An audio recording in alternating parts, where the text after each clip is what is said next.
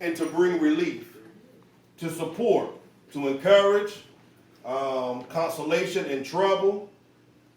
This is the type of comfort that it's talking about. And then I'm going to hit what we talked about last week, because it really blessed me last week when we were talking about comfort. And talking about comfort from the standpoint of many times what separates this type of comfort from what natural comfort is natural comfort speaks to you in your circumstance. But spiritual comfort speaks to your purpose. Bless you, elder. And because it speaks to your purpose, it causes you to mature and grow up beyond that which you're in right now. All right? Now, it also talks about being the ability to breathe life, strength, and encouragement in the life of those on the verge of throwing in the towel or in the state of confusion.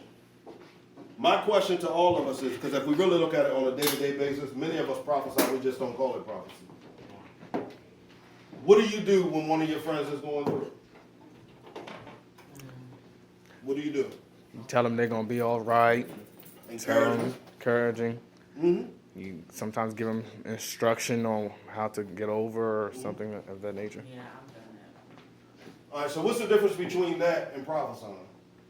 I think just the title, just the word The itself. mindset of it. Yeah. Gotcha. Because really, sometimes the instructions that you give, are there instructions that come from you, or instructions that come from life experiences that you have, lessons you learned from life experiences, lessons people may have taught you? Where do they come from? They come from all of those different things. So technically, when we take the whole spooky side of it, because some of us think we got to get up here, we got to do 12 cartwheels, we got to spin around 5 times. When you take all of that element out there, when you take the whole, I got to go up in tongues for 15 minutes, when you take that element out of it, prophecy is simple. It's really simple. I think it's just based on the level. Like, Mhm. because if it's like friends or people that we're on our same level, it's easier for us just to, comfort them or help them through than when it is a leader. Why? Because they're leaders. But can I tell you too? I concur. Sometimes that comes from, and I know a lot of us have been there. I've been there too. But that's a false reality of what leadership is. Because sometimes what happens is, and we do this with biblical characters too. We take the human side when we think, oh, they're just this great spiritual giant. I can't minister to them. And many times you don't realize that leader is Lord, I just need a word. I need somebody to come through. Just let me know that this is going to be okay. Let me know I'm going in the right direction. And you're sitting and holding the word, and holding the word, and holding the word. And that leader said, I need to hear. I need clarity in this situation. Now I want to ask us a question. If our leaders did us like that, when we needed a word, how would that make us feel? Well, like she said, it's more of our perception of leader, and sometimes I know me, I take almost everything to heart, literally. So if I was to say, of course, the word says, anybody who preaches is worthy of their labor, or you to honor, give them double honor. To me, my double honor may be just way out there. So, how I honor or how I think or perceive, even when it comes to the word, is like, God, you got to break that down to me, because I know I can take it all the way out there, and it can be just so simplistic. And I think what we have to do is we have to begin to look at definition of words. Because if God gives you a prophetic word concerning somebody, it's not going to cause you to dishonor them. And I used to be like that too. I sit and I hold a word. Oh man, I would hold it. And I didn't realize that my leaders were just like, I just need direction. I need insight on this. Because the reality is, no matter how high we go in God, we need people around us that can still hear God too. And we need at times someone that can pull us in, because sometimes the weight gets so heavy. And when the weight gets so heavy, if you don't have people around you that can minister to you, you have to learn how to minister to yourself, and sometimes that becomes very taxing. So I do understand the honor standpoint. I really do. I really understand it. But I want us to study what honor really is. I want us to study what honor really is, because when we begin to really understand honor, we will understand that ministering to our leaders prophetically is honoring them.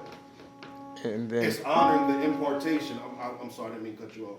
It's honoring the impartation that they have placed in the midst of our life. Because they trust us. Because if they didn't trust the gift that was in you, they would have never stirred it up. God would have never instructed them to stir it up. So it's a standpoint from, and I understand, I just don't want to be prideful. I don't want to be arrogant. We've seen a lot of people get prideful. We've seen a lot of people get arrogant. But there's a difference between humility and being more passive aggressive, or as I call it, quiet rebellion. Because you can misinterpret humility for quiet rebellion. Some people look and say, oh, he's just so humble. But the reality is, if we're holding words from God that he's given us regarding anybody, we're quietly rebellious. That's not an extent of humility. It means that we have to rethink our humility. We have attributes of humility. However, we do have some quiet rebellion inside of us. Even if it comes to the point of, I hold words because I'm just insecure, and I know this week I didn't study like I was supposed to, I didn't pray like I was supposed to, I didn't do what I was supposed to. Now I want to ask you a question then. God's human? No. Because, can I be real with us? We're disrespecting him. If we are measuring him the way that we would measure ourselves, we're disrespecting him. Because here's what we're saying. God, when people offend me, I know how I treat them. So God, surely I've offended you. So you surely aren't going to treat me as if I'm still capable of speaking on your behalf.